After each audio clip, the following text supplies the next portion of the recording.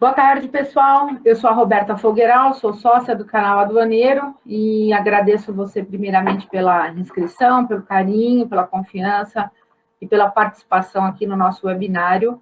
Hoje com um tema para fechar a semana mais ácido impossível, né?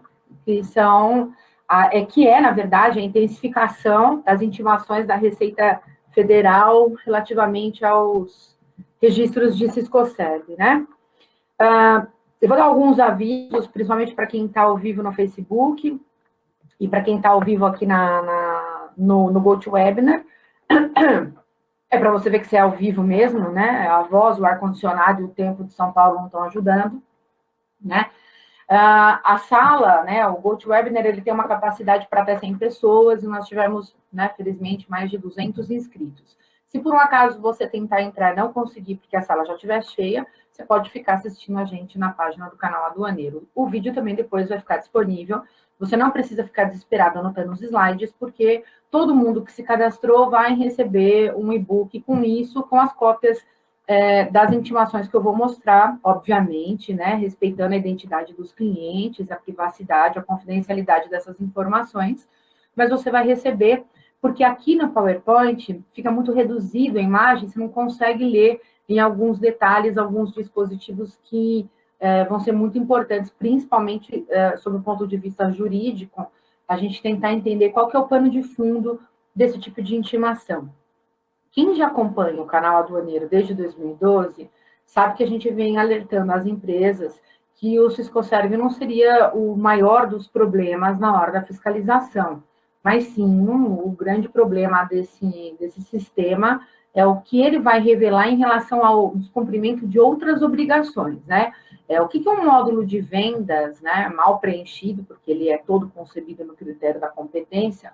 O que o módulo de venda pode mostrar para a gente, né, para o agente da fiscalização, de errado sobre uma empresa? Que ele, por exemplo, trabalha em janeiro e deixa para emitir a nota fiscal só quando ele recebe o dinheiro do cliente dele, que é muito comum, né? O empresário fala que ele não vai antecipar o imposto para o governo, se ele nem recebeu, como é que ele vai pagar o imposto, né? Um absurdo. Então, como é que o módulo de venda revela isso, né? Ele revela porque a partir do momento que você coloca a data de início do serviço, depois você vai fazer o registro de faturamento e vai colocar a data de emissão da nota. Então, a gente já vê. Esse é um detalhe, tá, pessoal? Um dos detalhes.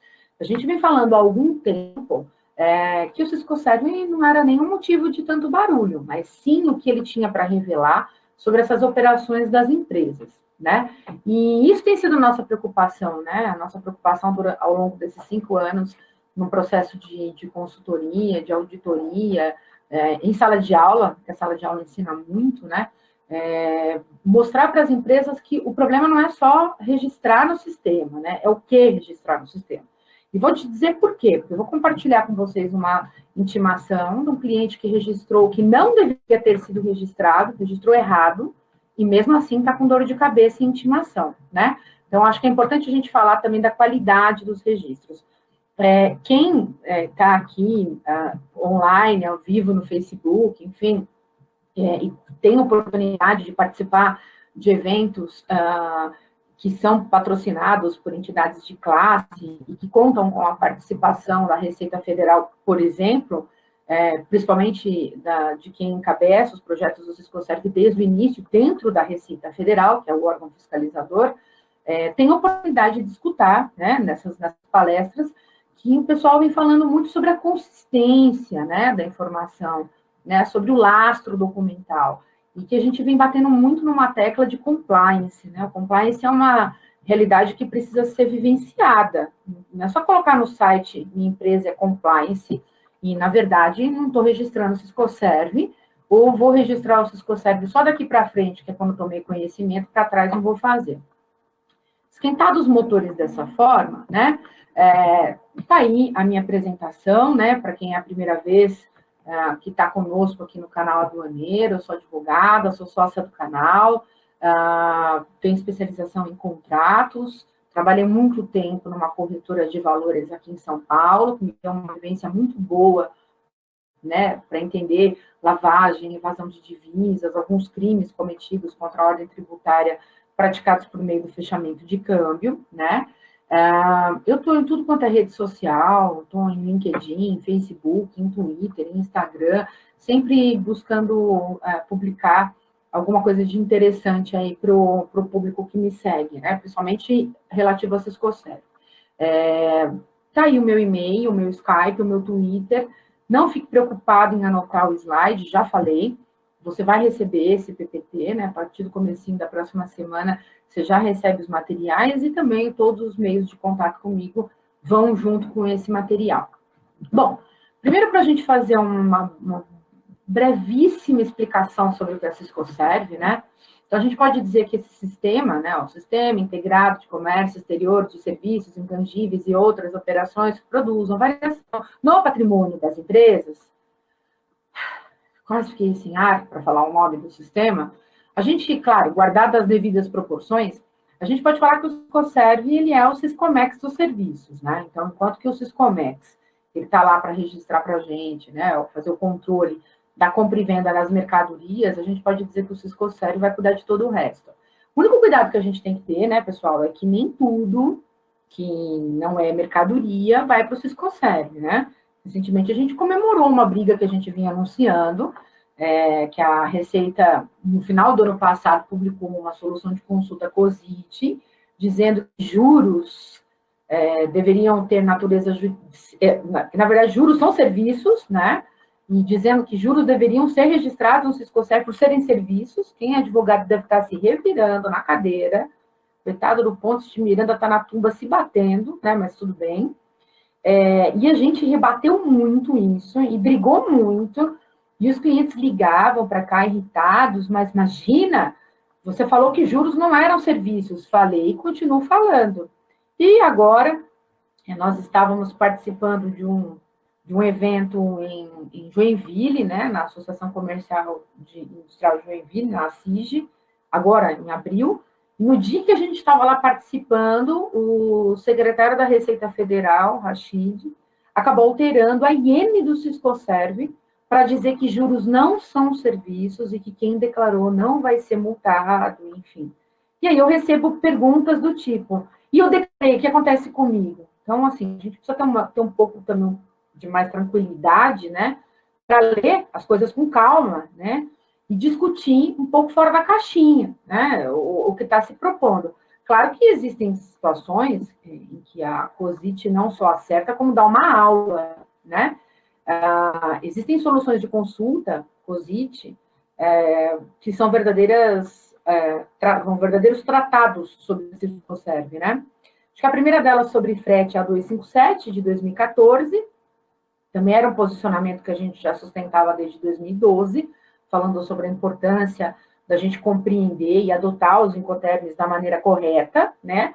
Não dá para um cliente olhar para mim e falar que ele faz uma importação CIF e ele paga pelo frete. Eu tenho vontade de me arremessar do 12º andar quando eu escuto isso. Me arremessaria de um andar mais alto se tivesse, mas o canal fica no 12º andar, então não dá para ser mais alto. Essa é uma solução de consulta excelente, é uma aula. Depois veio a 102, em 15 de abril de 2015, né, falando sobre as mesmas coisas da 257, só que sob a perspectiva de um importador, já que a 257 é de um agente de carga de Santa Catarina, né. Na sequência, em 2015, nós tivemos uma série de outras soluções muito boas, mas acho que no final de 2015 nós tivemos a solução de consulta 222 e 226, que falavam justamente do absurdo, né, que era as pessoas cogitarem um exportador vendendo fretes, né? Então, olha, gente, esse absurdo a gente ainda vê em consultoria, tá? Exportador achando que vende frete. Exportador vende mercadoria, tá, gente? Quem vende frete é quem emite conhecimento de transporte, ainda que essa pessoa não seja o dono do navio ou o dono da aeronave. É uma outra história, teria que ficar aqui uma noite inteira falando de agenciamento de cargas. Mas a gente ainda vê, tem uma intimação aqui para mostrar para vocês, uma pessoa que fez isso, que registrou um exportador, né, de carnes, que registrou venda de frete, né? Para você ver como que está errado isso, uma posição que a gente também sustentava desde 2012, né, quando o mundo ainda nem existia para o Siscoserve, né, o primeiro manual. Então, a gente tem soluções de consulta que são verdadeiras aulas, como a gente tem solução de consulta aberração, né? Que é o caso da Demurrage, que é uma solução de consulta que é uma aberração. Não demora, ela vai cair, tá? Eu não estou nem um pouco preocupada com ela. Aliás, não é nem esse o objetivo do nosso bate-papo de hoje, tá? Mas esse sistema, ele é um sistema que se interessa por esse tipo de detalhe, né? E aí as empresas no começo muito falavam que, eu não tenho com o que me preocupar, porque eu faço importação, exportação de mercadorias, eu não tenho nada a ver com o mundo dos serviços. E como que a mercadoria chegou no Brasil e foi para lá, enfim, né? É engraçado isso, né? A pessoa acha que a mercadoria chega ou vai para algum lugar na base do Ctrl-C, Ctrl-V, né? Não, né? É preciso contratar frete, é preciso pensar numa série de outras coisas. Então, sisteminha fácil de errar. Quem já está declarando sabe do que eu estou falando, porque no final do registro vai aparecer lá registro realizado com sucesso, e isso não significa sucesso algum, porque você pode ter registrado tudo errado, moeda errada, pessoa errada, e o sistema não vai acusar nada. Sisteminha que serve de cruzamento de dados para outras coisas, e que, por causa disso, é bem negligenciado dentro das empresas, né?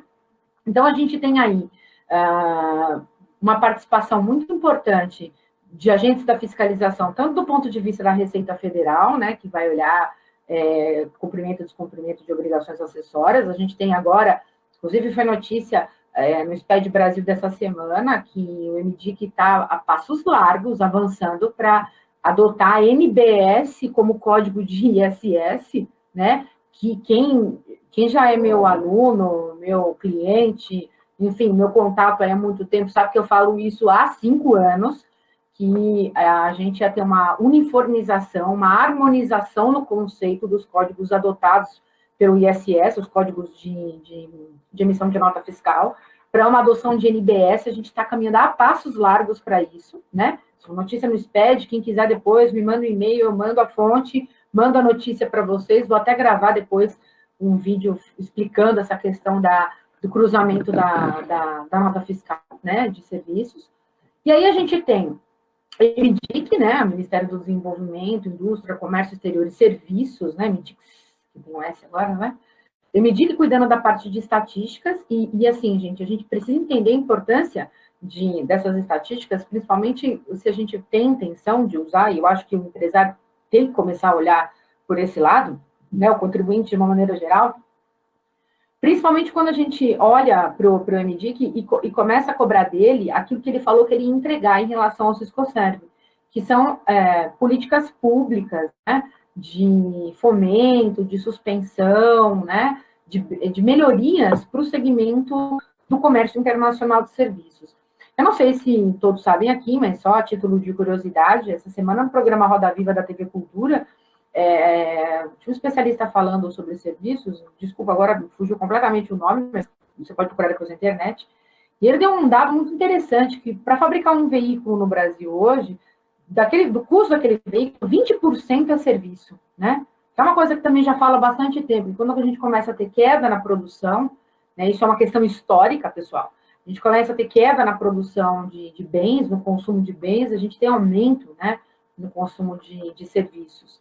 Então, isso, para alguns, as pessoas continuam execrando o Siscoserv, para outros isso significa oportunidade de mercado, oportunidade de negócios, né? Com muitos parceiros que a gente tem aqui e que hoje exploram o Siscoserv como um produto, né? Como um serviço. Então, a gente tem isso, essa questão, né? De a gente cobrar do MDIC a criação dessas políticas públicas devidamente segmentadas. Só que a contrapartida para isso, né, pessoal, é que para eu poder cobrar do MDIC, né, do Ministério, da entidade de classe que me representa, né, para eu poder cobrar tudo isso dessas entidades, eu preciso fazer um registro de qualidade, né?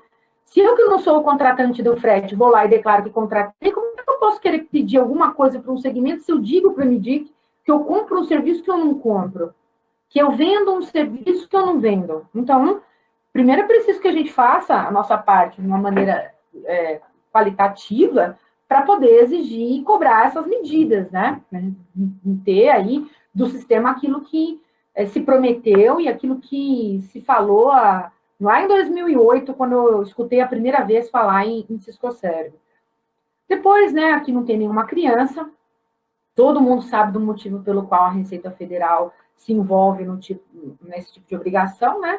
Então, está na cara que a Receita Federal ela vai olhar para o Ciscoserve com o objetivo claro, né, de cruzar dados, fazer intimações, promover as fiscalizações, ela é o órgão competente para isso, e ela não criou o Ciscoserve, tá, gente? Parem de falar besteira, né?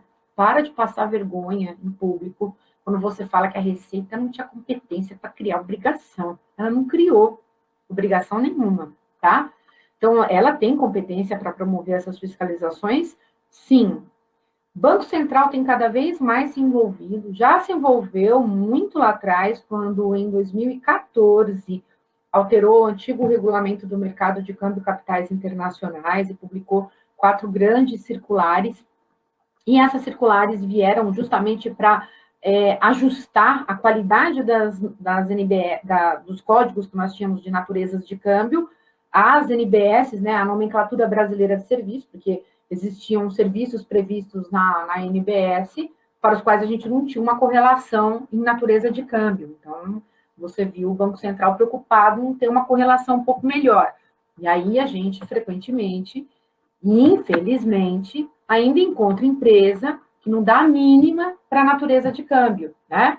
Porque o banco falou, e no dia que der algum problema com a natureza, você é que vai pagar essa conta, né? Porque você é o contratante, o banco, ele vai dizer que a veracidade das informações, ela cabe a você. Se você disse que é aquilo e você assinou o contrato, agora você não pode dizer que foi ele que sugeriu a natureza. Então, assim, eu tenho visto aberrações em naturezas de câmbio aqui, aberrações com vontade de ser aberração, né? Que eu falo que é aberração dolosa e aberração culposa, né? Quero ser uma aberração porque não quero pagar imposto. Quase ninguém conhece uma situação dessa, é só hipotético, lá na Suíça que isso acontece, no Brasil não acontece. Essa é a aberração dolosa. Tenho vontade de ser uma aberração para não pagar imposto. Mas a maioria dos casos, a gente vê aberração culposa. Erro porque nem sabia que tinha uma natureza melhor para aquilo. Sou mal assessorado, trabalho com quem desconhece o câmbio, e isso não é prerrogativa de corretora ou de banco, né? Isso é uma prerrogativa de tempo de estudo, né? As corretoras e os bancos substituíram grande parte da mão de obra cara, que era uma mão de obra consultiva, por máquina, robô, teleatendimento e protocolo. E aí isso faz análise documental. Então, cabe cada vez mais ao cliente, ao contribuinte, fazer essas validações antes de mandar para a instituição financeira, seja ela uma corretora ou um banco. E, pessoal, né, voltando para a minha veia de compliance, numa era de lava-jato, é impossível que você não tome cuidado com as pessoas com quem você se relaciona, né? É impossível que você não tenha o cuidado de procurar se aquela instituição financeira, banco ou corretora, estejam ou não de uma forma envolvidas nessa operação, porque mais cedo ou mais tarde essa fiscalização acaba te afetando para o bem ou para o mal. Ó, já vista corretoras aqui em São Paulo que fecharam, ó, da noite para o dia, algumas delas corretoras muito tradicionais, inclusive, né? E, claro, todas as outras obrigações acessórias, tá? A conexão de dados, para quem não sabe, eu não vou ficar falando como gera procuração eletrônica, né? Eu imagino que na 10ª edição dos manuais, se você não aprendeu ainda a gerar uma procuração eletrônica, você pode se valer do próprio manual. Os manuais todos, elas estão no site do MDIC e na página, no site do Canal Aduaneiro, né, no www.canaladuaneiro.com.br, lá no canto direito tem uma coisa só sobre Ciscoserve, e ali tem notícia, manual, lei, solução de consulta, é um hot site para você fazer pesquisa por palavra-chave para ajudar você na sua classificação. Você fuça lá também, tá? Eu acho que vale a pena. E é de graça. Vai lá, tem site do MDIC, vai lá, é tudo fonte oficial, tá? Agora, o que é importante a gente falar, eu estou falando de fiscalização, de intimação, né? Vamos sempre voltar para o foco compliance, para o foco do risco, né? Que é esse o objetivo do nosso bate-papo de hoje, encerrar a semana com chave de ouro, né? Falando de risco, mas também a gente vai falar de algumas soluções bacanas que estão acontecendo na fase judicial já, e ainda tenho minhas dúvidas se ainda isso é o melhor caminho, mas a gente vai falar no final sobre isso. Quando a gente fala de procuração eletrônica, qual tem sido o erro que ainda tem acontecido, né? Todo mundo sabe que a transmissão ela é feita com eCPF, né? Então, o eCNPJ outorga poderes para que um eCPF fale em nome daquele eCNPJ. No entanto, como a pessoa sofre da síndrome do mouse compulsivo, ela não lê o que ela está fazendo, ela clica o usuário ao próprio adquirente, o usuário ao próprio vendedor e sai registrando. Porque, normalmente, isso, lógico, empresa europeia, não brasileira, deixa as coisas para o último dia, às 5 horas da tarde, e aí sai clicando em tudo. E no dia seguinte vai consultar, não acha nada. Por quê? Porque o usuário acabou registrando como se as compras tivessem sido feitas, as prestações de serviço tivessem sido ofertadas ao exterior, em nome da Roberta e não em nome da empresa que ela representa. E aí, pessoal, a empresa ficou sem registro e eu registrei o que eu não fiz. Então, assim, cuidado, né? Um cuidado bobo de leitura de sistema, mas que ainda, né? Ainda a gente tem sido convidado a fazer auditoria e tem identificado esse tipo de problema. No mais, eu acho que o maior risco quando a gente fala de procuração eletrônica, e eu sou procuradora de uma, sei lá quantas empresas, acho que mais de 2, 3 centenas de empresas, acho que é mais ou menos isso hoje. O cuidado que a gente tem que ter é para quem a gente outorga esses poderes, né? Quem são essas pessoas que hoje manipulam as informações? Porque recentemente, por exemplo, né, um cliente nosso, que era de um determinado segmento, descobriu que terceirizou registros com uma empresa cujo sócio era um sócio de uma empresa do mesmo segmento do cliente. Quer dizer, ele, o sócio, era concorrente da pessoa que terceirizou. Então, aquele sócio da empresa que criou uma empresa de terceirização de registro, ele tinha também uma empresa do mesmo segmento do cliente dele, né? Então, ele entregou para quem terceirizou os dados dos clientes, quanto ele pagava o frete lá fora, qual era o profit, qual não era o profit, ele entregou tudo, né? Então, de novo, é não vivenciar compliance, né? Você não investigar as pessoas com quem você se relaciona. Essa certidão negativa, não, isso aí todo mundo tem que ter, né, hoje em dia, a questão de sobrevivência. Mas a questão de conflito de interesses também, né? Isso é um ponto bastante importante. E ainda que a empresa opte por fazer internamente, né, o que também é uma solução bastante viável, mas eu não sei se economicamente interessante, pelo custo de um analista de Cisco-Serve, a manutenção de um analista de Cisco-Serve devidamente atualizado, né, isso tem um custo, mas aí é uma avaliação que cada empresa tem que ponderar, quantidade de registros, capacidade produtiva, sistema, fluxo, né, interface, enfim, uma série de fatores. A gente ainda, mesmo que faça internamente, a gente tem que pedir que o RH providencie alguns acordos de confidencialidade para que aquele funcionário, quando sai da empresa, não revele, né, informações confidenciais para a concorrência, né, como acontece de um analista sair de uma empresa e ir para outra e, de repente, vazarem informações de contratos que envolvam royalties, o desenvolvimento de ferramentais, patentes, né, enfim, coisas de muito dinheiro, né, gente? Então, ainda que uma empresa opte por fazer internamente, é preciso que a gente crie métodos para que aqueles dados eles não vazem, né? E a gente não tem esse hábito, né? Lamentavelmente, a gente não tem esse hábito, né? Aqui, a tabelinha mais copiada do mercado. Às vezes eu fico achando que eu copiei isso aqui, né? De tanto que eu já vi isso copiado, já vi isso até no livro dos outros, mas está aí, né? É uma coisa que eu já uso há bastante tempo, é um comparativo entre Syscomex e Ciscoserve. Eu olho para cima, gente, não é porque tem uma entidade aqui, não, tá? Porque tem uma tela enorme para ver se já rodou para vocês a mesma coisa que eu estou mandando aqui. Não tem um espírito, várias câmeras, corta para mim, corta para... Só tem uma, tá? Só tem eu e você aqui. Então, assim, essa telinha é boa, por quê? Para quem ainda acha, né, que o Syscoserve, ele é um Ctrl+C, Ctrl+V do Syscomex, né? Claro, né, pessoal, que a gente não é ingênuo também. A gente sabe, obrigada, Fabrício, a gente sabe que o Syscomex, ele, lógico, ele é utilizado como um parâmetro pelo Syscoserve, óbvio, né? Se eu estou falando de Incoterms, é lógico que eu vou querer olhar para a Syscomex para saber quais são os fretes cuja responsabilidade recai sobre importador, sobre exportador, né? Quais são as classes desses incoterms, óbvio, lógico, mas eu não vou fazer um Ctrl-C, Ctrl-V, né? Ele é um parâmetro, ele é uma das coisas que o Syscoserve vai usar como método de cruzamento de dados. Aliás, mesmo que a Receita não tivesse um avião fizesse um voo absurdo, numa velocidade absurda, como a gente sabe que são os sistemas da Receita na hora de cruzar dados, mesmo que ela tivesse um teco-teco, com uma planilha fazendo um PROC-V, ela já conseguiria descobrir quem deixou de declarar no Syscoserve, né? E eu não sei se vocês sabem, mas os fiscais também assistem webinários, também acessam Facebook e também se informam, também fazem cursos, né? Então, eles vão entendendo como é a lógica do negócio de vocês, né? Então, isso é importante a gente falar. Tá aí a base legal toda do sistema, né? A lei que criou, a 12.546, depois a gente teve os acordos de cooperação técnica e todos os convênios. Dos convênios vieram as portarias do MDIC. Após as portarias do MDIC, nós tivemos as instruções normativas da Receita, para falar sempre mais do mesmo, tá? Prazo, forma, condição, né? Formato da declaração. Isso vira uma portaria conjunta, ninguém está criando obrigação acessória. Você percebe que a obrigação foi criada lá na 12.546?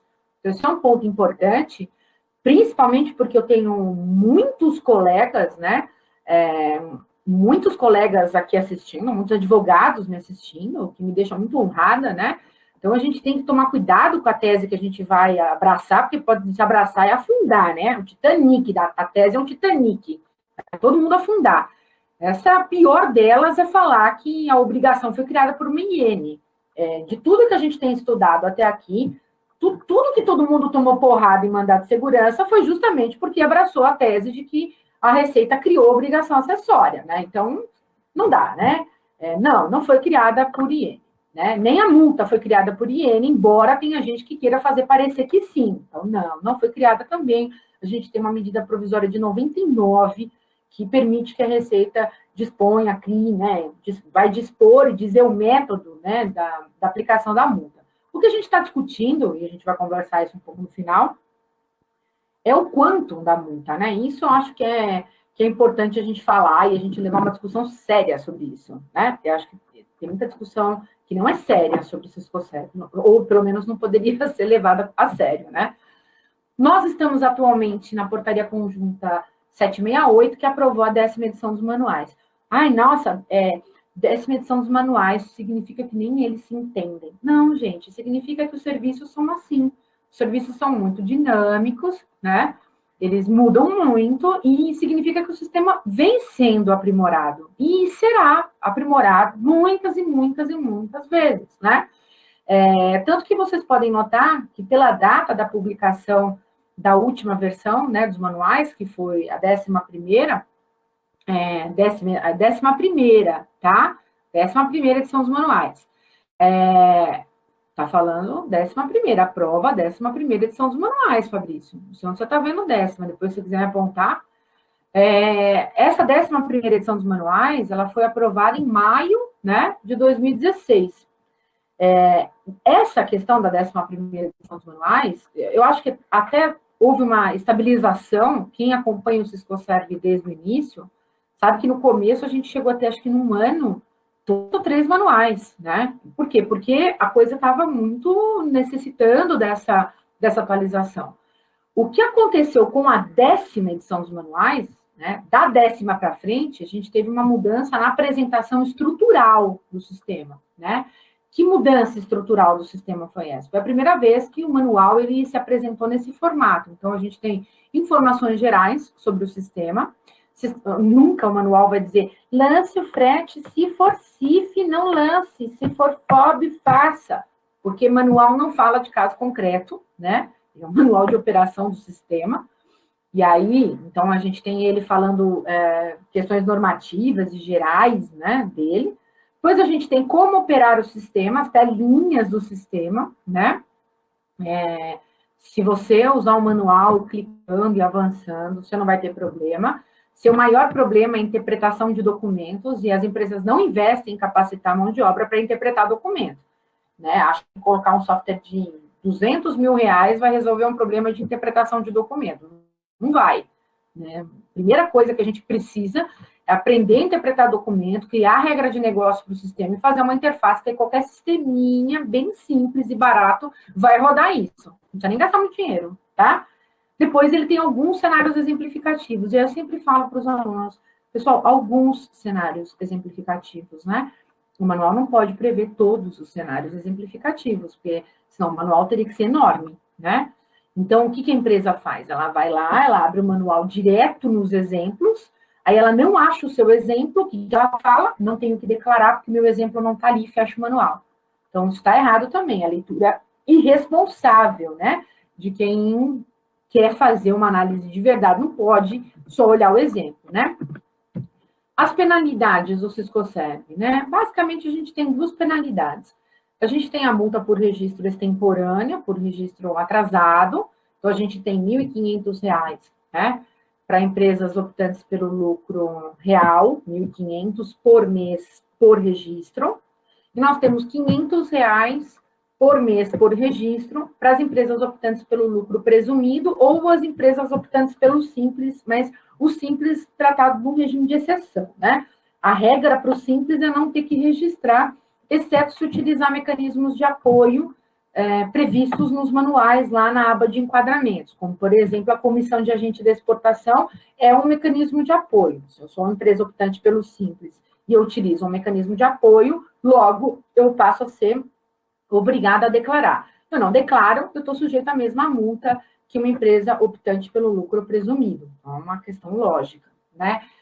Isso é importante a gente falar, ok? Então, isso aqui é o que a gente tem que começar a pensar, qual vai ser a estratégia de defesa, né, que o colega vai adotar para seguir com o cliente, né? Vai dizer o quê? Vai dizer que o Siscoserv é inconstitucional? Ninguém me pediu minha opinião, mas eu vou dar. Particularmente, não faria isso, que eu acho essa uma tese das mais fracas impossíveis. Não tem. É a pior delas, né?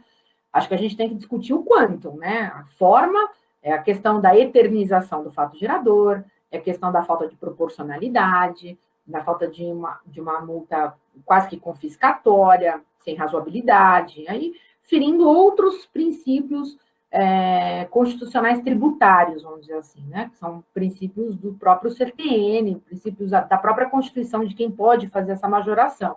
Aí acho que até a Receita está batendo um pouco cabeça, como é que ela vai sustentar uma tese dessa, né? Agora, no que a gente tem visto, a tese que ela tem conseguido bater de frente e ganhar com folga, né? Que o contribuinte está perdendo, né? Ela bate da porrada e você já cai na primeira, quando o contribuinte fala que o sistema é inconstitucional, que a Receita criou o Siscoserv. Aí apanha, tá?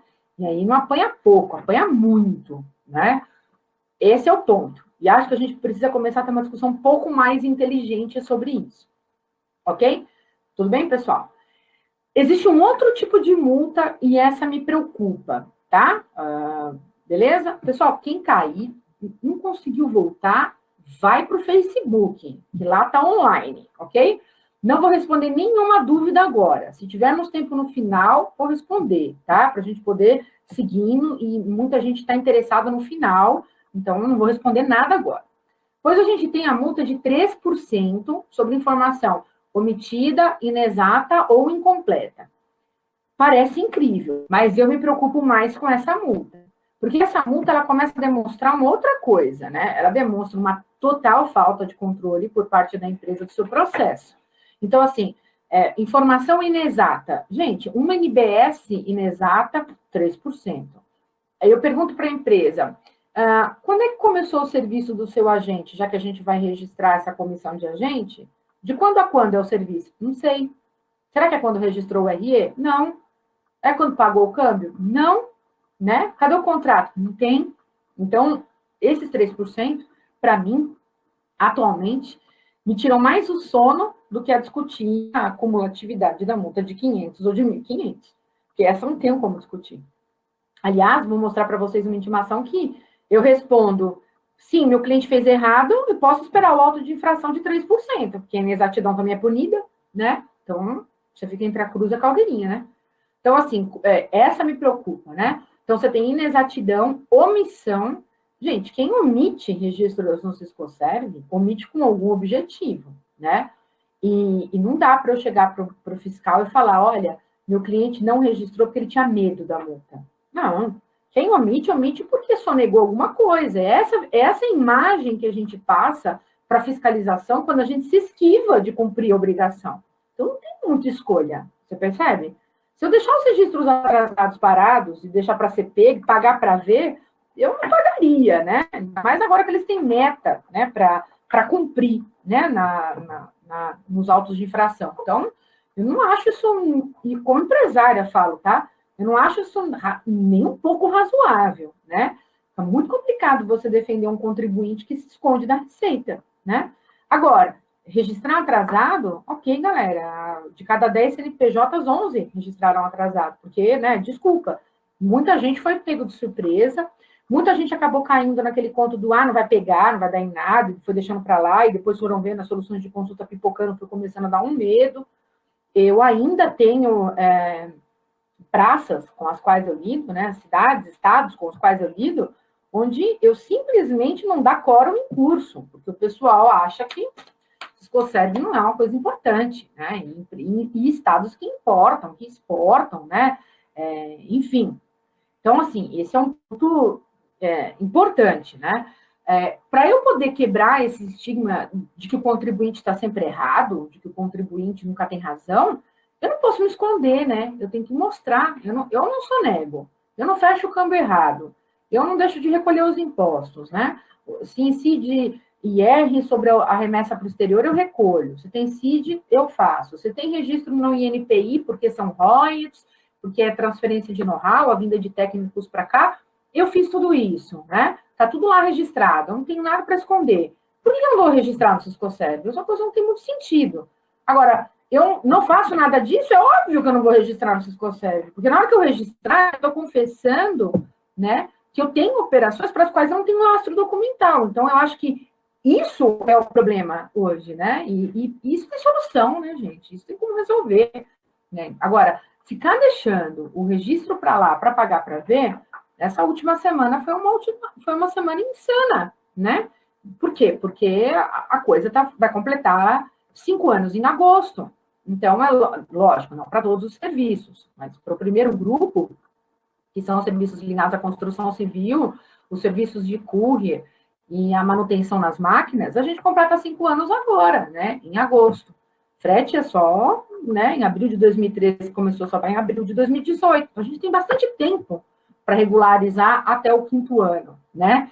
Então, eu acho que a gente tem que tomar cuidado com essa questão dos 3%, cuidado com essa questão das rotinas a serem implementadas nas empresas, do compliance, cuidado com essa ideia de que eu não preciso de contrato para nada, documento pode ser qualquer coisa, porque a gente, para discutir erro de classificação de NCM com mercadoria, a gente tem um manual dos equipamentos, na pior das hipóteses, você vai ter um laudo do engenheiro, né, dando a descrição do equipamento, quando entrar numa briga entre qual NCM vai ser. E serviços, né? A gente vai fazer o quê? A gente vai chamar um laudo de engenheiro para dizer qual é o serviço? Então, eu acho que a gente precisa começar a tratar com muito mais responsabilidade essa questão da organização do processo dentro de uma empresa, né? É nessa hora que eu normalmente pergunto para quem faz aula comigo, né? Na opinião de vocês, pode escrever aí, tá? Na opinião de vocês, quem que é o setor, assim, que tem que tomar conta do Siscoserv? Vai escrevendo aí que eu quero dar uma olhada nisso aí, tá? Quem que é o setor? É o Comex? É o pessoal da contabilidade? Quem que é, né, que tem que tomar conta? Vamos ver. A Tássia, ela acha que é a contabilidade, o Fabrício acha, aposto que eles são todos do Comex. Aí o Fabrício está falando que é da contabilidade, a Deisiele fala que é o Comex, eu acho que ela é da contabilidade, por isso que ela falou que é o Comex. A Bianca fala que é o jurídico. Vai embora, né? Nunca o Comex, Luiz, né? Um setor específico de Siscoserv, a Ana Cláudia, né? Gente, a responsabilidade de todos é mudança de cultura, né? Mudança de cultura, gente. E se a empresa não entende isso, desculpa, consultoria não vai fazer milagre, Não vai. Terceirização não vai fazer milagre. Você sabe que eu perco muito cliente praticando sincerocídio aqui no canal Aduaneiro, né? Eu pratico muito sincerocídio aqui. Porque não vai fazer milagre. A consultoria vai virar as costas e o negócio vai nascer um serviço no dia seguinte que ninguém sabe tratar. Então, assim, eu acho, do verbo não sei, como diz a minha amiga Gisele, a colega Gisele lá do Espírito Santo, eu acho do verbo talvez, que a gente precisava ser um pouquinho mais maduro para lidar com esse tipo de cenário. Então, assim, ó, como é que pode ser o Comex, gente? Como é que o Comex vai fazer classificação fiscal de um serviço de royalties? Como é que ele sabe se tem PIS, tem COFINS? Como é que ele sabe disso? Não sabe, gente, porque não foi treinado para isso. Como é que uma pessoa do departamento fiscal vai pegar um BL e entender se a carga é FCL, se é LCL, quais são aquelas, o que significam aquelas siglas indecifráveis no campo do other charges? Se, aliás, se o Incoterm da DI bate com a condição de pagamento, né? Se eu falo que é FOB na DI, tem um campo other charges recheado de taxa, entre elas o Inland. Não dá, né? Não sei nem brincar de Incoterms. Aqui não sabe brincar de Incoterm, não desce pro play, pessoal. Não tem como, né? Ah, mas eu vi num livro que Incoterm não tem nada a ver. Ô, gente, eu escrevi um livro onde eu me descrevo a Gisele Bündchen, né? E eu tenho certeza que é isso. E só que não é assim. Então, não quero nem saber se você viu um livro. É errado o conceito e ponto, né? Você tem que buscar como uma pessoa de Comex pode acreditar num negócio desse. Não dá, né? Agora, se eu não tiver a ajuda do Comex, não vai rolar. Agora, o Comex faz o quê? Ele cota, ele chama o frete, ele vê isso, ele faz o BL, ele aprova o draft, e ele vai fazer o Cisco-Serve? Como, né? É uma questão de lógica, de tempo. Eu sei que as empresas brigam muito, né? Brigam muito assim, eu acho que eu acho que eu quero que fique com fulano, eu acho que quero que fique com Beltrano. Concordo, né? Acho que sim. Acho qualquer coisa. Mas como vão fazer isso? O Fabrício, ele fala uma coisa super interessante. Ele fala assim, ó, treinamento adequado para a controladoria resolve esse ponto. Não é só para controladoria, não. Eu concordo com a parte do treinamento. Mas eu vou te dizer uma coisa, Fabrício. Se a diretoria, se gerente, se quem manda no negócio não entende a importância de envolver o time, a equipe, pode contratar quem for que não vai dar solução. Ninguém vai dar solução. Eu não vou dar solução, você não vai dar solução, nós juntos não vamos dar solução. Porque, assim, se não vem top-down, não tem comprometimento de continuidade. Se eu treino a controladoria, sai aquele time, o que acontece? Qual é a solução de continuidade? Qual é o método? A gente tem política interna redigida? A gente não tem política interna redigida.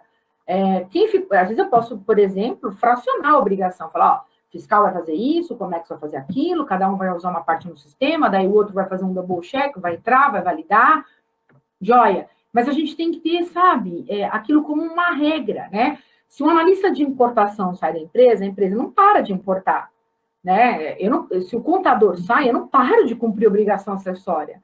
Então, o que eu vejo hoje, o analista de Cisco-Serve, quando a empresa tem, né, um analista de Cisco-Serve, um head, né, para esse negócio, o sujeito vai embora, o sujeito ficou gripado, doente, teve um filho, morreu, parou. Eu tive um caso de um cliente aqui que a funcionária dele entrou em licença maternidade e ficou 4 meses sem declarar, porque não tinha ninguém, né? O ECPF estava com ela. Então, assim, eu acho que a gente precisa pensar em capacitação de equipe interna, sim, né? Como o Fabrício está colocando, entender o negócio, como ele colocando, né? Entender o negócio é obrigação da equipe, não é o que se vê na realidade, esse é um mundo ideal, é o fantástico mundo de Bob, né? Mas no mundo real não é assim que funciona. A gente tem ainda o mundo real, que são os departamentos brigando para empurrar a responsabilidade um para o outro, e eu não tenho nenhum case bem-sucedido de empresa que se comportou desse jeito, mas tenho cases bem-sucedidos de empresa que se comportaram de uma outra forma, olhando, né, com o apoio do jurídico, porque daí vem agora meu puxão de orelha para os colegas advogados. Muitas vezes, quando a gente começa a consultoria, auditoria, o jurídico é convocado para as reuniões, é convocado para a leitura de parecer, é convocado para discutir as ações e simplesmente não vai, né? É triste, mas não vai. Eu vejo que é convocado, porque eu vejo nos convites que o fulano do jurídico, cadê o fulano do jurídico? Não pôde vir, não deu. Tá, tem 1000 coisas para fazer, coitado, ele tem que administrar trabalhista, regulatório, enfim, tributário, Siscoserve. O mesmo problema do contador reclamando que administra muitas obrigações acessórias, né? Mesma coisa do Comex dizendo que não pode absorver o Siscoserve. Mas não dá, gente. Às vezes, do verbo quase sempre, agora, né? O cliente demanda uma compreensão de aspecto de risco jurídico. Não vai adiantar você chegar para uma consultoria que manja tudo de TI se ela não falar do risco jurídico de transmitir o processo daquele jeito. Aí ela manja tudo de TI. Ela consegue fazer o processo transmitindo, tá, ó, joia, 5 segundos eu entrego a declaração. Mas qual é o risco jurídico que eu tenho? Porque eu posso inviabilizar o trabalho do colega, né? O escritório de advocacia contratado não vai conseguir defender aquele cliente depois. Por quê? Porque eu confessei que eu vendi serviços para os quais eu nunca emiti nota. Eu confessei que eu comprei serviços do exterior, mas eu não fiz o câmbio direito, não tenho um contrato. Eu deveria ter averbado isso no INPI, feito um ROF no Bacen, não fiz nada. Então, assim, eu preciso, né? O Siscoserve é um sistema que ele precisa do Comex, do financeiro, do fiscal, da controladoria e do jurídico junto, né?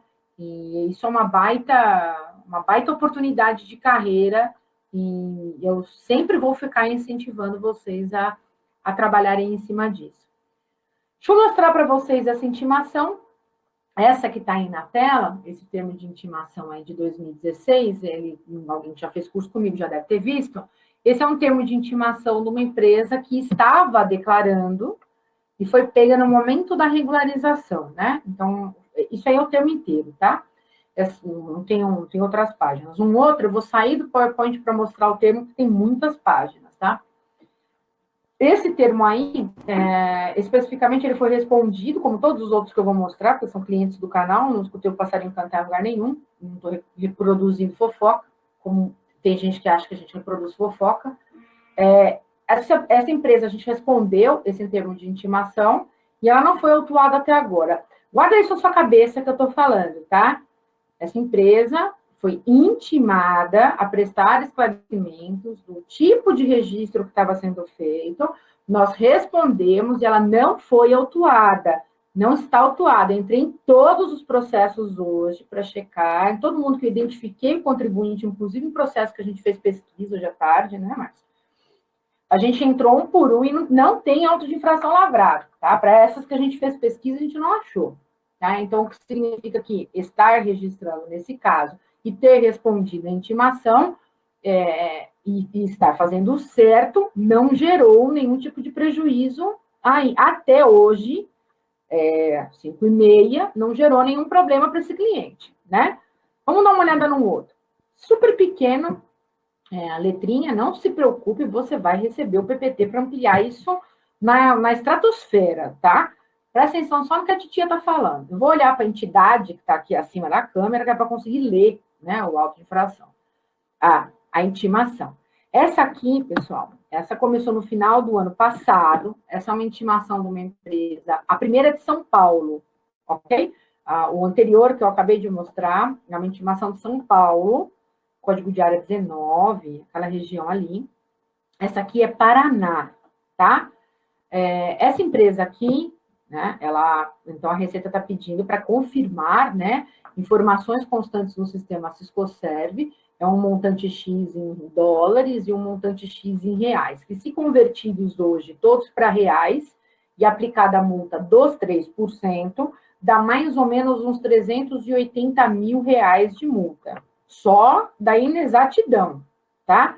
Por que ele tá intimando, né, a empresa a prestar esclarecimento sobre operações que estão em reais e em dólares, né? Porque essa empresa registrou que vendia frete de exportação em reais. Então, ela registrou em dólar que ela comprava frete e registrou em reais que vendia frete. E a gente já sabe que exportador não vende frete, né? E aí ela está com um problema grave nesse caso. E aí vou te dizer por quê. A primeira empresa, gente, trabalha com um agente de carga que faz tudo muito redondo. Eu vou falar porque os três são meus clientes, tá? Muito redondo.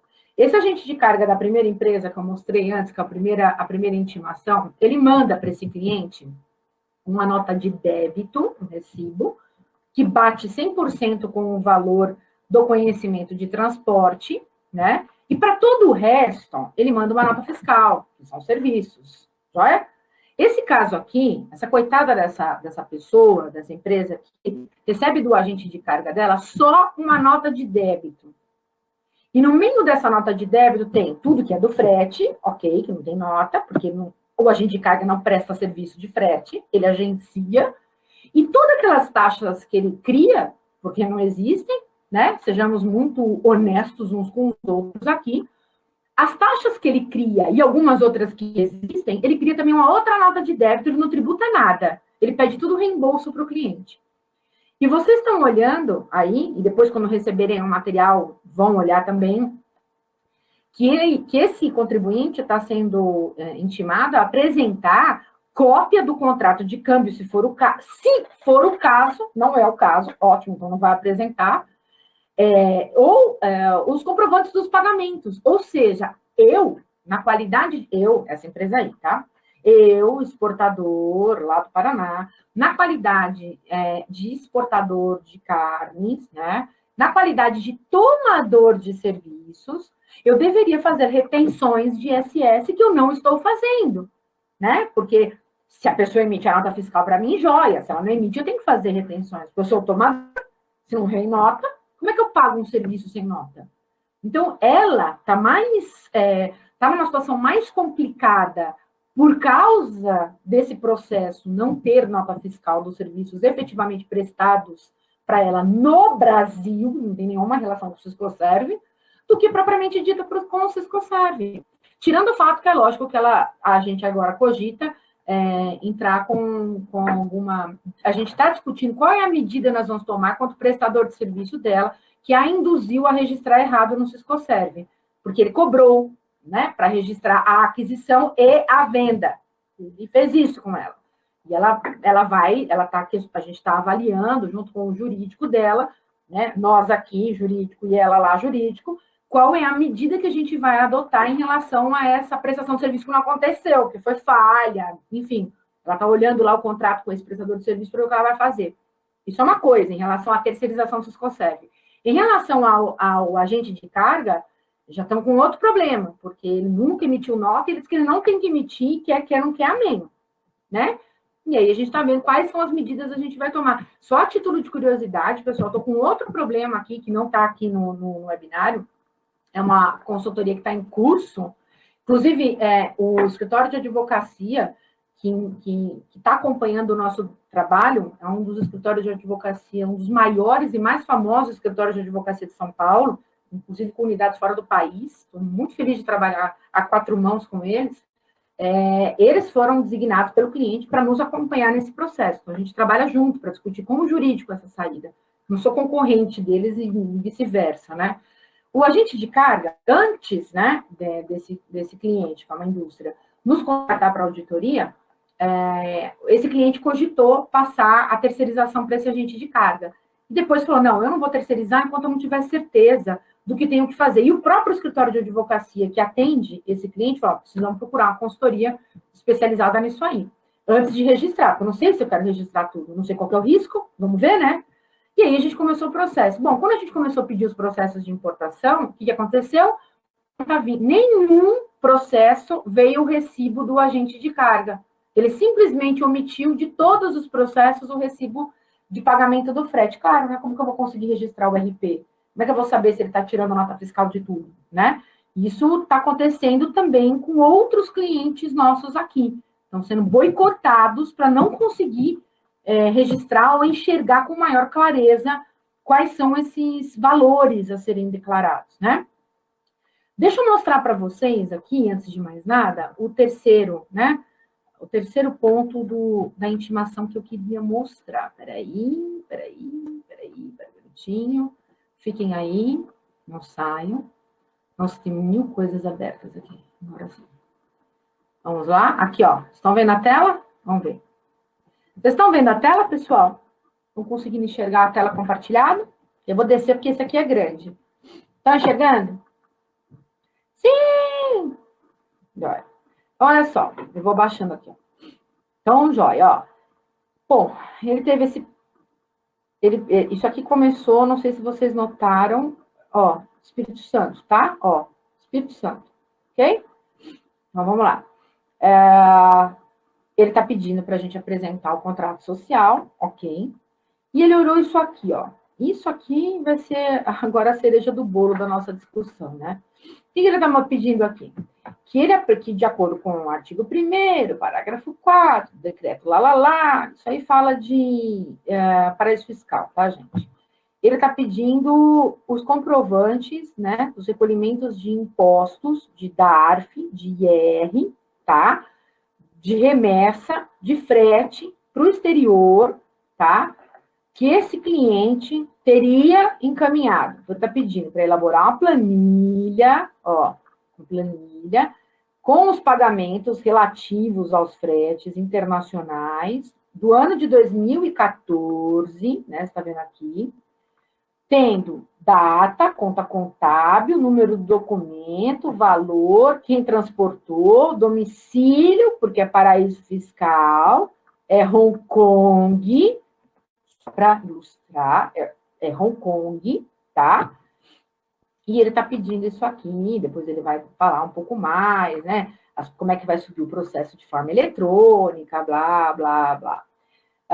Só estou baixando aqui para vocês verem, demora um pouquinho para carregar, só para vocês enxergarem, né? A intimação toda, tá? Como é que vai fazer a juntada dos documentos, tá lá, né? Bom, o que aconteceu com esse cliente? Que essa aqui acho que é uma dos principais motivos de eu ter tido essa vontade de a gente marcar esse webinar.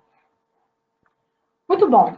Esse caso é de um cliente que ele faz importação CIF e CFR. Quem faz importação CIF e CFR não contrata frete, ok? Não contrata. Quem contrata frete é o exportador. Ah, mas indiretamente, nem termina a frase. Não. Quem contrata o transporte é o exportador. Mas esse cliente foi num curso, num livro, sei lá o que ele fez, ele achou que ele tinha que declarar. E ele começou a declarar. Ele declarou de janeiro até mais ou menos setembro. Ele declarou uns 9 meses, mais ou menos, de processo, tá? E ele declarou errado. Quando ele percebeu que estava errado, ele falou, pera, 99% dos meus processos são CIF e CFR. E eu estou descobrindo que eu não tinha que fazer. Eu tenho 1% que é FOB. Esses eu tinha que fazer, vou começar a fazer. Porque todo mundo sabe que a importação FOB, FCA e Ex-Works, o responsável pela contratação do transporte é o importador. E este não faz do agente de carga, porque o agente de carga não transporta. Joia. Muito bom. Ele começou a registrar a partir de setembro, né, os FOBs. O que o fiscal está pedindo? Eu quero o DARF do frete que você disse que contratou de Hong Kong. Bom, em primeiro lugar, contratou o frete de Hong Kong, pessoal? Pergunta. Contratou o frete de Hong Kong, sim ou não? Em pessoas, contrataram o frete de Hong Kong, sim ou não? Não, né? Não, ótimo que não. Várias pessoas aqui já se manifestando. Não contratou o frete de Hong Kong.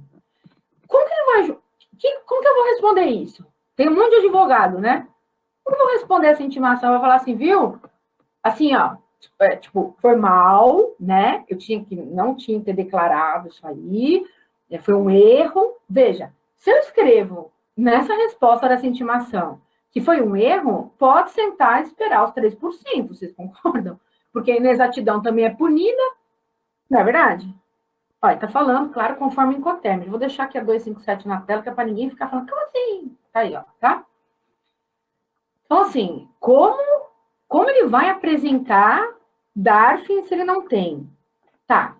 Então, a gente teve que elaborar uma resposta mega estruturada para falar de um jeito, sem falar que o que ele tinha feito, apesar de ser errado, não era errado.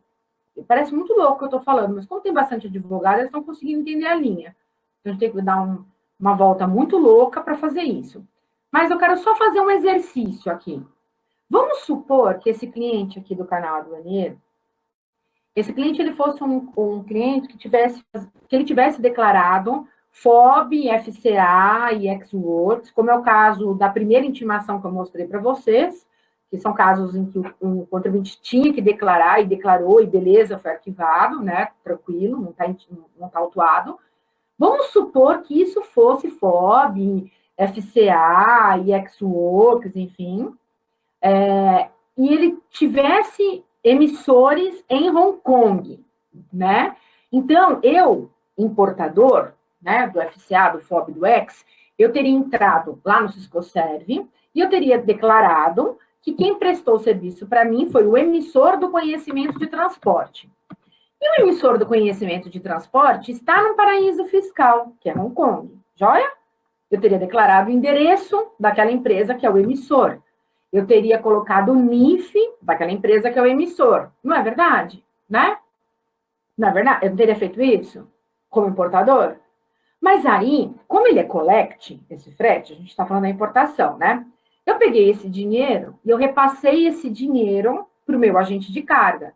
E esse meu agente de carga, atendendo a uma circular do Banco Central, ele remete o dinheiro em meu nome. Até porque esse dinheiro, na contabilidade do agente de carga, tem que passar pela conta transitória, porque essa não é uma receita do agente de carga, né? Receita do agente de carga, para o qual ele faz o câmbio simbólico e emite a nota fiscal, é profit, né? Se master é prepaid, é profit. Se master é collect, é profit share. Joia, não vou ficar dando aula de agenciamento. Beleza.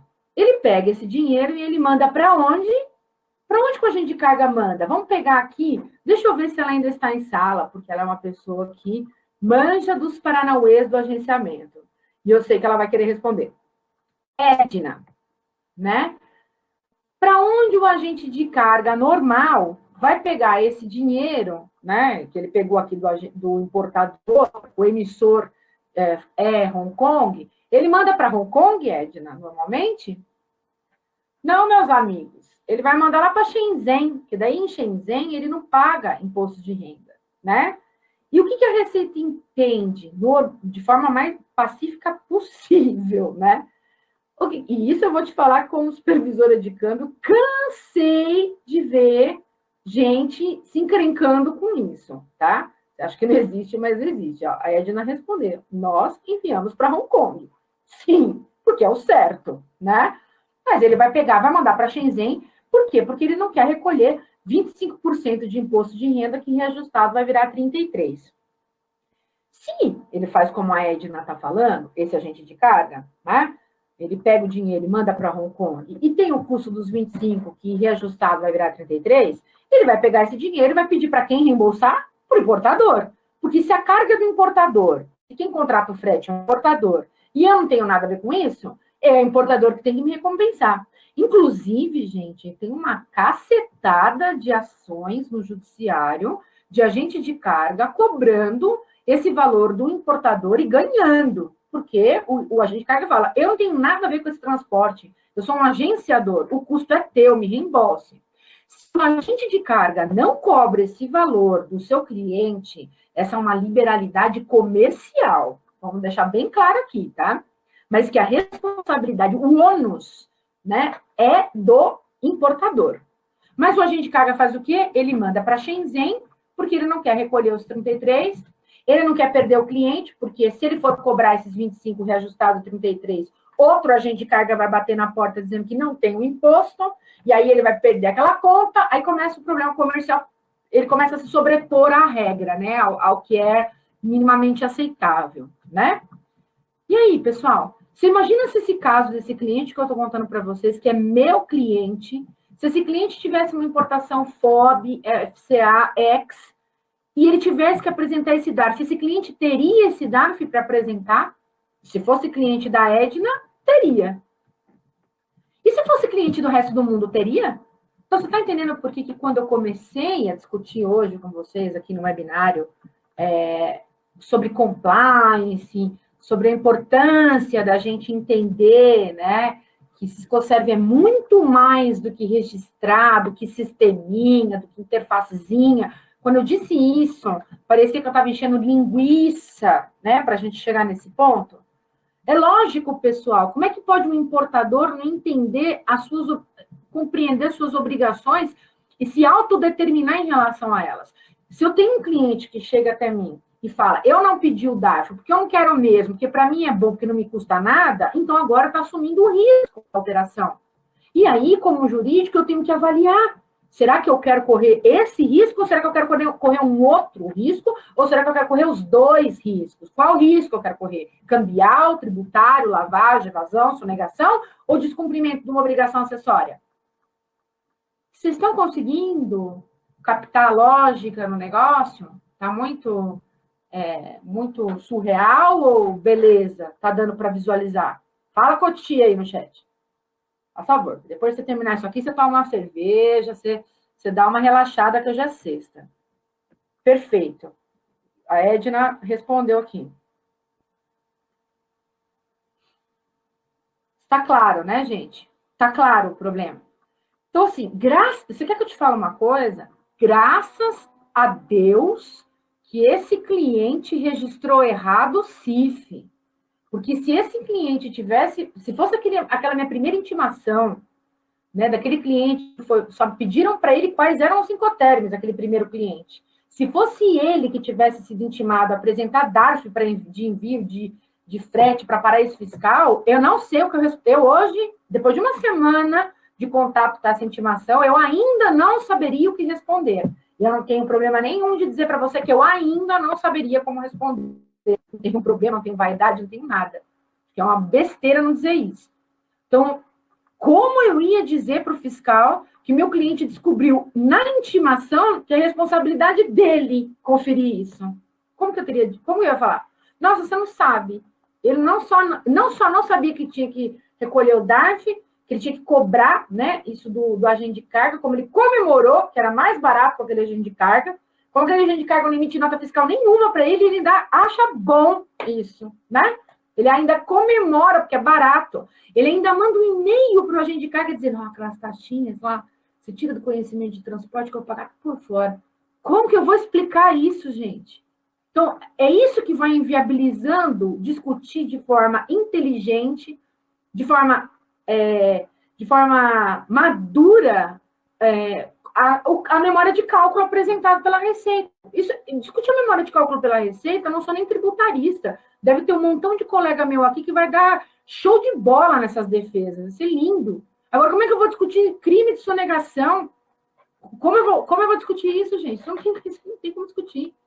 Tá? Então, assim, isso é importante. Não, Rafael, não precisa de procuração. Ele é a sua intermediadora. Tá? Então, isso é importante a gente se ligar nesse pano de fundo que o Ciscoserve tem sido feito, tá? Tem sido utilizado. Aí, eu sempre gosto de a gente coroar, né, um negócio com os 10 maiores erros do registro do frete, né? Eu não vou ficar lendo um por um e não vou ficar respondendo pergunta, como eu disse para vocês todos. Se tivermos tempo, vamos tirar dúvidas ao final. Nós estamos chegando quase perto do final. Se não der tempo, você não surta. Eu não vou sumir, eu não sou inacessível. Você vai receber esse e-book, lá está o meu e-mail. Qualquer coisa você me manda e-mail. Você pode não acreditar, mas se você mandar seu telefone e ele existir, que às vezes a pessoa se cadastra com um telefone que não existe, se você mandar uma dúvida para mim, eu até te ligo, né? Você pode não acreditar, mas eu ligo. Tem gente aqui que sabe, ligo, mando WhatsApp, ligo, tá? Então, calma, segura a onda, respire e mentaliza o azul, dá uma lidinha nisso aí. Isso aqui são erros que a gente, ao longo do tempo, acabou sintetizando. Esse é um quadro antigo, tá? Quem já fez curso comigo já deve ter visto uma cacetada de vezes. Ele é um quadro antigo, é um quadro que outros professores do canal Aduaneiro ainda utilizam, como a professora Márcia, que é advogada, como o professor Adilson Chaves, que cobre lá a região do Sul e alguns outros estados, né? Mas ele é um quadro que você pode até não acreditar, mas esses continuam sendo os 10 maiores erros do registro do frete. Mesmo a gente já em 2017, né? Com 5 anos de obrigação, as pessoas continuam errando as mesmas coisas, né? E muitas vezes porque a gente procura ler e compreender aquilo que é conveniente para amparar alguma coisa que eu esteja fazendo. Isso é uma coisa do ser humano, né, pessoal? Normal. O que a gente pode esperar para 2017, né? O que a gente pode imaginar que vai surgir aí? Bom, o início das fiscalizações, né, gente? Vai começar agora, em 2017. A gente tem um cruzamento, a gente percebe agora, né, um cruzamento de dados muito mais rigoroso por parte da Receita, né? Principalmente em relação a tudo que se relaciona com o Siscoserv, como, por exemplo, ISS, câmbio, INPI, Banco Central. Então, assim, a Receita está muito mais tecnicamente preparada para observar coisas que lá atrás ela nem tinha ideia. Você vê, essa intimação que eu acabei de mostrar para vocês, que pede os DARFs, né, de envio de câmbio de frete para o exterior, para paraíso fiscal, isso já mostra como ela percebe o que está acontecendo nesse mercado, que era um mercado que não tinha visibilidade nenhuma, né, gente? Era um mercado, ainda é, né, um mercado com algumas regras que são regras muito obscuras, né, que são regras não escritas da vida, né, porque quem falou que é para você fazer assim, cliente? A vida inteira eu fiz assim, Roberta. Meu pai falou, meu avô, meu tataravô, Dom Pedro, quando chegou aqui, abriu o agenciamento de carga, era um armador, ele já fazia assim, né? Então, a gente ainda tem regras da vida não escritas e que são perpetuadas aí em alguns negócios, né? Como eu disse no início, a gente ainda tem uma questão de ausência de controle interno, e a Receita vem batendo no pé de que vocês precisam investir tempo, principalmente tempo, na criação de controles internos. Gente, medidas muito simples e às vezes que tem custo perto de zero resolvem isso. Então, cuidado, nem sempre o que é muito caro vai resolver o seu problema. Você pode ter o dinheiro que for do mundo para investir em software, se não tiver envolvimento da equipe, como alguns colegas colocaram aqui em alguns comentários, não vai acontecer, né? Não vai, e por osmose você não vai aprender também, tá? Esse último item, que é a perda de benefícios, ou a suspensão, ou perda de benefícios de suspensão e de isenção fiscal, lá nos manuais a gente tem os mecanismos de enquadramento, né? Como, por exemplo, a redução alíquota zero em caso de comissão de agente atrelada à exportação de bens, né?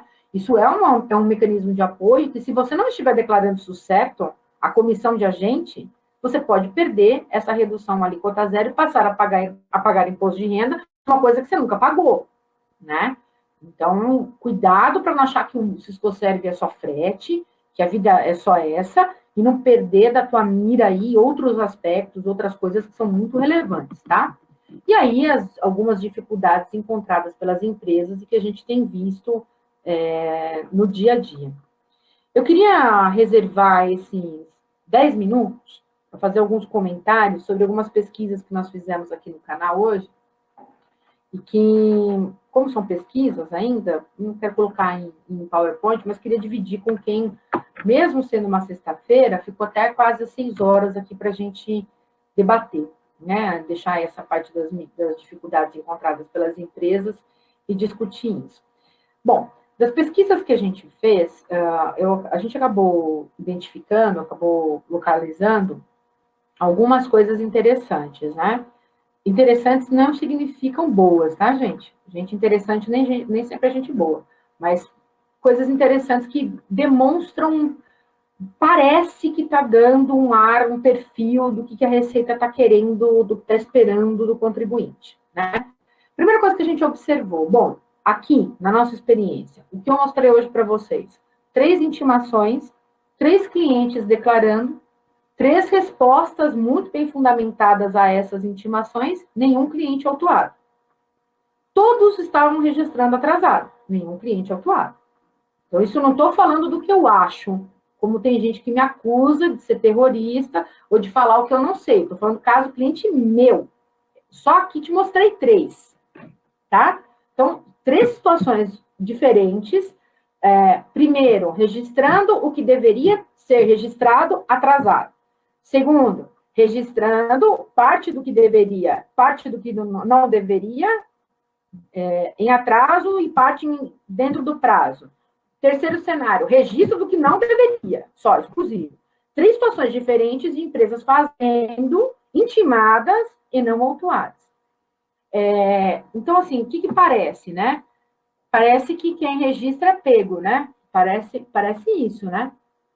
Parece que a única forma que a Receita Federal do Brasil tem de descobrir que um contribuinte tem registros a serem declarados no Siscoserv é se você fizer, né? Porque a Receita não tem sistemas informatizados. Então, se você declara, você é pego. Se você não declara, fica tranquilo que não vai acontecer nada. É melhor você esperar o 5º ano, paga para ver, né? Se vem ou não vem, é mais barato. O que vocês acham dessa afirmação? Quero ver as respostas aí de vocês. Vou até dar um tempo para vocês pensarem na resposta, né? O que vocês acham disso aí que eu falei? Então, por tudo que a Roberta falou, é muito melhor não fazer, porque esses 3 casos foram de empresas que estavam declarando, né? E aí, por causa disso, elas foram pegas, uma tremenda de uma sacanagem, né? E por causa dessa sacanagem, eu não vou fazer, porque eu fiquei com medo, porque ela me falou tudo isso no negócio. Olha, eu vou ler, eu não vou revelar os nomes, tá? Não! Tem controle de tudo. É exatamente isso que o nosso jurídico mandou nós fazermos. Receita supersônica. E o THC, você vai falar? É brincadeira isso, hein? Eu já sei quem escreveu, né? Não declarar os atrasados. É melhor, a Tássia está falando. Acho melhor registrado que pagar para ver, Silvana. Tá certo com S, que eu já entendi essa piada, Fábio, beleza. Aliás, ano que vem, não vou enviar a declaração do imposto de renda. Exato! Esse é do meu. Eu te conheço, Fábio. Gostei, porque eu falo isso. É melhor declarar sim, pois logo será obrigatório. O melhor é fazer, porque temos diversos sistemas com informações que podem ser rastreados. Mantra, se é mercante. Se correr, o bicho pega, se ficar, o bicho come. É muito mais fácil defender fazendo, porque sabe que tem que fazer. Eu acho melhor registrar e contar com a sorte de não ser pego. E outros mecanismos de informação vão cair nas mãos da Receita. E aí, o que mais tem? Quero ver mais participações aqui, né? E aí, gente? Será que quem não falou nada é a pessoa que está com aquela pontinha de dúvida, querendo pagar para ver, não está com coragem de escrever aqui? Pode escrever, eu não revelo o seu nome. Eu acho que a Receita está primeiro olhando para quem declarou e posteriormente chegará em quem não declarou. O Ivan sorriu, só sorriu. Melhor registrar, pois a falta de lançamento também gera multa. Claro, registrar desde o início. Não fique com vergonha, o outro disse. Isso é uma obrigação acessória, o outro escreveu bem grande. Tem que registrar. Melhor registrar. Eu acho que quem não escreveu nada tá assim, ó, Roberta. Registrar. Pode pedir para morrer? Perguntaram aqui. Temos que registrar, porém tá difícil convencer o povo. Roberta, eu não opinei porque eu comecei a ver quase agora. Estou com medo de opinar. Eu acho que, inclusive, usarão lançamentos para outras fiscalizações. Aê, moça, você é das minhas. A Receita tem meios de descobrir, mas contar com a sorte também é uma hipótese. Escreveram isso. Melhor registrar para não tomar multa. Eu pergunto o seguinte, para quem não registrar é uma hipótese, né? Roberta, você cogitaria não registrar? Se eu estivesse cometendo algum crime contra a ordem tributária, se eu fosse sonegadora, não emissora de nota fiscal, se eu tivesse com medo como empresária de responder criminalmente por alguma coisa dessa, talvez eu contasse com a sorte, como eu vinha contando durante todos esses anos cometendo ilícitos, né? Se eu fosse uma pessoa cometendo ilícitos, eu não registraria, que é para contar com a sorte de que meu ilícito não vai ser pego, né? Eu acho que essa é uma hipótese que eu cogitaria se fosse uma pessoa, né, uma empresária, que não pagasse o que eu tenho que pagar ou buscasse mecanismos, né, para sonegar impostos. Na vida de um advogado, a gente sabe que a gente tem clientes assim também. Então, assim, cogitar não registrar ou falar sobre não registrar no plano das hipóteses, como ele está colocando aqui, quem tem algo a esconder sempre vai querer evitar, né? Ou, às vezes, o óbvio passa despercebido, né? Não sei, a gente não pode alegar que o óbvio passa despercebido na atividade empresarial, né? Isso não vai colar muito. Agora, eu acredito muito que cogitar a hipótese de não registrar tem que ser para proteger outros ilícitos. E se você for pego, meu amigo, aí você tem Ciscoserv, os outros ilícitos todos e por aí vai. Agora, se esse sermãozinho está furado para você, como para mim estaria, eu não faço parte desse bloco, inclusive eu declino de cliente que me oferece bola para eu poder trabalhar para ele, só para deixar registrado, não aceito esse tipo de coisa, não é da boca para fora. Então, assim, como isso para mim, estou nem um pouco preocupada com isso, se eu estou só atrasada, por que eu vou me esconder na receita? Me fala. Eu estou atrasada e a cada 10 importadores, exportadores, 11 estão nessa situação. Eu acabei de mostrar para vocês intimação de gente que estava fazendo atrasado e que não tem auto de infração lavrada ainda. Eu acho assim, pior do que fazer atrasado, galera, é não fazer. Principalmente se a única coisa que você quer esconder é registro. Não tem o menor cabimento isso, né? Isso inviabiliza qualquer hipótese de defesa, qualquer construção de lógica de defesa. Como é que você defende um contribuinte que não deve nada e se esconde? Não tem princípio da boa-fé, gente. Não existe isso aí. Então, não tem o menor sentido não declarar. Isso é a primeira coisa.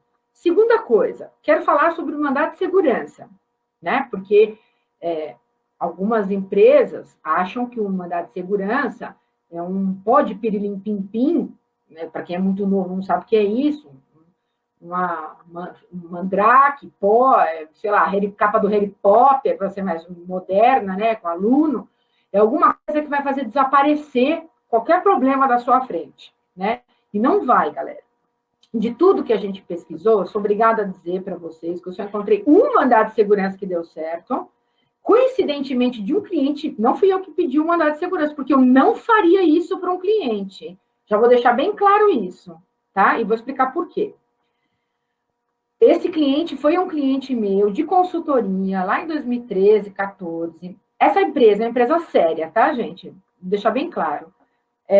Essa empresa contratou consultoria, treinamento, comprou sistema, mas assim, quando ela descobriu o Ciscoserv, como a maioria lá em 2013, 14, sim, existiram, né, registros que passaram desapercebidos, como acho que o Fabrício comentou, né, coisa do óbvio passou desapercebido, tinha prazo, né, aquela coisa toda. Então, assim, quando ela começou a fazer o pente fino, ela achou coisa atrasada. Ela entrou com o mandado de segurança e foi o único que deu certo até agora, mas está em fase de recurso, não é mais. Isso não significa que ela ganhou a guerra, significa que ela ganhou uma batalha. Roberta, o que você acha? Eu acho isso um tiro no pé. Eu acho isso um tiro no pé. Se eu quisesse, eu já teria transformado minha atividade numa indústria de mandado de segurança. A fábrica era uma galera aqui fazendo, mas eu não consigo fazer coisa quando eu não acredito na coisa. Não dá. E quem me conhece há muito tempo e está aqui, já esteve em outros, sabe como a coisa funciona aqui. Por que eu não acredito nessa história do mandado de segurança, pessoal? Eu não acredito na história do mandado de segurança, porque eu acho que o contribuinte, ele entra com mandado de segurança, ele não tem um processo administrativo ainda iniciado, quer dizer, vai que não acontece, vai que o ato de registrar, ainda que atrasado, seja considerado um ato de boa-fé, que ele receba uma intimação, que ele demonstre a idoneidade do processo, ele mostre como ele não sonega, e beleza, tudo isso é arquivado como foi até agora para essas 3 intimações que nós recebemos. Ele entra com um mandado de segurança para ele não ser autuado de uma obrigação que ele tinha e ele não fez.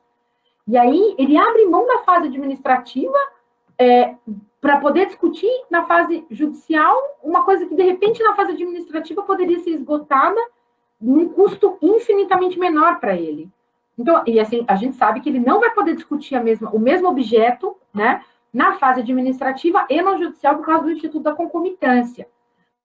A fase judicial é sempre mais cara para o cliente, né? A gente tem advogados aqui, e assim, agora nós estamos numa fase do nosso webinário 100% jurídica, né? Então, assim, precisa envolver o jurídico ontem nesse assunto. Se para você tudo que eu estou falando tá assim, o que você está falando, um vídeo para o seu jurídico assistir depois, né? Para ele poder entrar em contato, a gente bater papo, enfim. Tem um mandado de segurança, só esse deu certo, e eu tenho certeza que ele não vai vingar, tá, gente? Eu já vou te falando, tá? Olha o Fabrício falando uma coisa super boa. Discute no administrativo, leva até o CARF e usa o instituto da denúncia espontânea. Outra possibilidade, né? Outra tese, Fabrício, né? Ótima sua linha. Alguém colocou aqui, acho que foi a Simone, e bem isso, o princípio da boa-fé, é o que eu defendo. Eu acho que é essa linha, né? A Simone colocando aqui, né? Então, assim, eu acho que a gente precisa esgotar a fase administrativa, que é uma fase mais barata, mais tranquila de resolver as coisas, do que direto discutir na fase judicial. O resto, pessoal, todos os outros mandados de segurança que foram impetrados, todos, não deram em nada, e a pessoa não vai poder discutir na fase administrativa. Ela renunciou a essa fase administrativa para poder discutir em sede de mandado de segurança. Então, assim, eu sei, chegar num cliente e falar, vamos entrar com mandado de segurança, direito líquido certo, eu sei que é tudo que o cliente quer ouvir, porque a multa é pesada, porque a multa é imoral, né? Porque isso, eu concordo, é tudo que o cliente quer ouvir. Mas, assim, eu já passei da fase, com quase 40 anos, infelizmente completo 40 anos em novembro, eu já passei da fase de acreditar em Corinho da Paz, em Papai Noel, e de prometer coisa que eu sou incapaz de cumprir, né? E, assim, eu vou falar para o cliente, vamos causar, e vou fomentar uma situação que eu sei que não vai dar em nada, né? Tanto que alguns colegas que em 2015 entraram com um monte de mandado de segurança, você busca em 2016, esses mesmos colegas não estão mais ingressando com mandado de segurança. Em 2017 não tinha nada de alguns deles, né? Então, assim, você percebe que houve até um amadurecimento deles mesmos em relação ao tema, né? O que nós já falávamos lá atrás, olha, por favor, repondere, não sei o quê, não, vamos brigar, que às vezes o advogado ele é visto ainda como um perfil muito combativo, muito briguento, né? E às vezes a gente precisa dar uma apaziguada nisso no cliente, dar uma segurada na ansiedade dele, né? Então, eu acho que a gente precisa, sim, levar essa discussão para um nível melhor, mas eu acho que a gente está muito cedo para discutir fase judicial ainda, nem completou 5 anos, a gente nem esgotou as instâncias administrativas, e acho que a gente precisa esgotar essas instâncias, tá? Então, assim, sim, parece que há uma tendência, né, da fiscalização, e esse único caso, né, da fase judicial aí desse mandado de segurança de São Paulo, dessa empresa que estava declarando, da gente encarar um contribuinte que busca o saneamento do negócio, né, busca regularizar passivo, registrar os atrasados, ver o que tem de câmbio errado, arruma, o que não tem de nota, tira para trás, recolhe imposto, multa, o que tiver que fazer. Há um movimento de encarar esse contribuinte de uma forma um pouco mais doce, né? Vamos colocar assim, né? Considerando essas 3 intimações que eu mostrei e todas as pesquisas que a doutora Márcia passou hoje o dia inteiro fazendo, me atualizando, e a gente buscando essas informações aqui. Então, meus caros, se eu tiver que sintetizar o nosso evento de hoje, né? Foi muito bom, bastante. Olha, eu estou impressionada que numa sexta-feira, 6h10, nós tenhamos ainda 55 pessoas aqui, sei lá quantas no Facebook assistindo a gente, né? Se eu posso sintetizar, sei lá, o nosso webinar de hoje, o nosso excelente bate-papo aqui, que hoje contou com a presença aqui de muitos advogados, é que a gente se abrace mais como colegas, né? Que a gente discuta um pouco isso melhor, que a gente não tenha nenhum problema de ego, de chamar um outro colega que, de repente, entende de um tema melhor do que nós mesmos, e que a gente se reúna aí numa junta, pegando um pouquinho de conceito contratual, de câmbio, de tributário, de comércio exterior, né? Que o contador seja mais ouvido dentro das empresas, né? Que o profissional de contabilidade, o financeiro sejam envolvidos nesse processo, mas que o profissional do direito ele assuma essa função estratégica de aconselhamento do que é mais barato para o cliente. E cuidado que mais barato não é princípio do avestruz, né? Enfiar a cabeça na terra e achar que tá tudo bem, né? Mas eu acho que a discussão judicial do Siscoserv não é boa para ninguém, e fingir que ele não existe, negar registro atrasado é, no mínimo, uma inconsequência e uma irresponsabilidade. Existem saídas para a gente discutir a multa. Nós não discutimos essas saídas hoje, a gente discute essas saídas há minimamente 5 anos. O que vamos fazer quando chegarem as multas? Existem excelentes colegas com os quais a gente bate papo, conversa muito sobre Siscoserv, e as teses estão cada vez mais ganhando essa linha de boa-fé. Mas para falar de boa-fé, eu preciso que o meu cliente declare. Eu preciso que ele tenha vontade de se regularizar. E formas de regularização existem aos montes, né? Aqui mesmo no canal. São cursos, é consultoria, é auditoria, é sistema, página de graça para você ficar vendo a NBS que acha que é boa, site do EBDIC, enfim, tem muita coisa que você pode utilizar para se convencer disso, para ajudar a diretoria. No mais, meus caros, eu desejo para vocês um excelente final de semana. Vamos arregaçar as mangas, vamos declarar, né? Vamos fazer o que a gente tem que fazer, vamos fazer o nosso dever de casa, né? Infelizmente, o adiantado da hora não vai me possibilitar responder as perguntas. Eu vou voltar aqui para o primeiro slide, onde tem o meu telefone, né? Deixa eu colocar aqui. Onde tem o meu telefone, não, né? Vou colocar meu telefone, eu não paro mais hoje. Onde tem o meu e-mail, para quem quiser já mandar hoje, enfim, né? Fiquem tranquilos que vocês receberão esse material ao término, na segunda-feira receberão esse material sem problema nenhum, tá? E os meus dados também estão aqui no e-mail. Então, entre em contato, ligue, enfim, vai ser um prazer a gente bater papo, trocar ideia, enfim, a equipe do canal está aqui para recebê-los de braços abertos, tá bom? Um abraço, bom final de semana, e eu espero que esse bate-papo tenha sido proveitoso para você, como sempre foi para mim. Especialmente hoje, que a gente teve um webinário recheado de colegas e de advogados, tá bom? Um grande abraço, pessoal, e até a